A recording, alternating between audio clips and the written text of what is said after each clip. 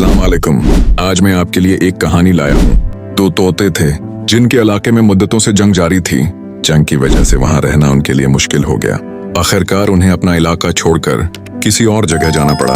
वक्त गुजरता रहा और एक दिन उनका इलाका आजाद हो गया। तो उन्होंने सोचा कि क्यों ना अपने इलाके में जाकर एक चक्कर लगाएं और देखें कि अब वहां क्या हाल है। जब वो अपने इलाके पहुंचे तो हर तरफ वीरानी थी। तब इन्हें एक उल्लू नजर आया। नर तोते ने मादा तोते से कहा, ये वही बड़े कानों वाला उल्लू है जिसकी वजह से हमारा इलाका तबाह हुआ था। सारा दिन वो सैर करते रहे। जब सूरज गुरूब होने लगा तो उन्होंने रात गुजारने के लिए जगह तलाश करने का सोचा। इसी वक्त वही उल्लू फिर नजर आया। उल्लू ने कहा, आपको जगह ढूंढने की जरूरत नहीं, आप आज रात मेरे मेहमान हैं। आइए मेरे पास, मैं आपको सोने की जगह दूंगा। नर तोता हिचकिचाया, पर मादा तोती ने जिद की कि उल्लू ने खुद दावत दी है। आखिरकार दोनों उल्लू के पास सोने चले गए। सुबह हुई तो दोनों तोतों ने उल्लू का शुक्रिया अदा किया और कहा कि हम अब चलते हैं। उल्लू ने नर तोते से कहा, कैसा शुक्रिया? रात तुमने कहा था कि मुझे मादा तोती दोगे, बदले में जगह दूंगा। नर तोता हैरान होकर बोला, ये क्या बात कर रहे हो?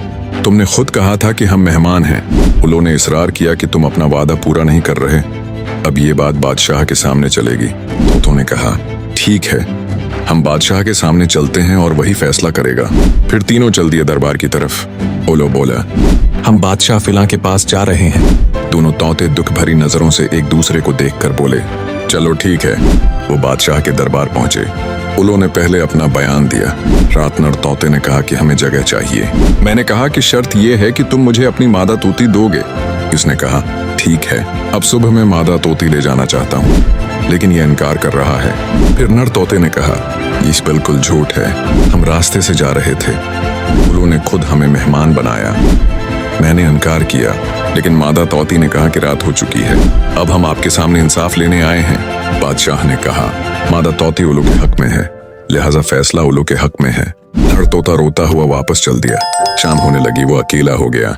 इसी वक्त उल्लू ने पीछे से आवाज दी, आज रात फिर हमारे पास रहो, सुबह चले जाना।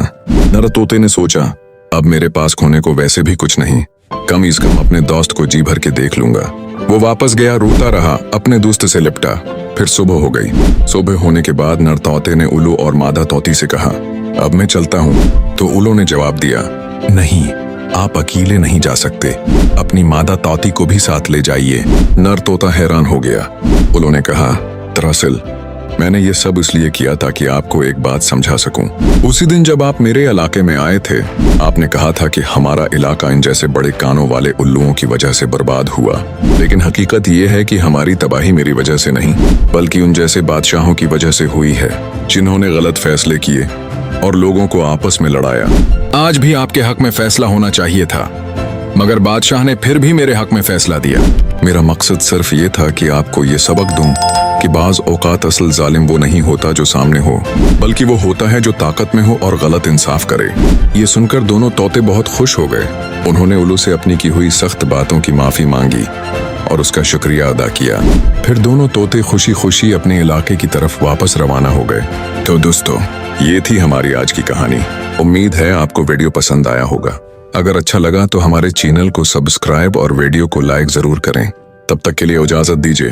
अल्लाह हाफिज।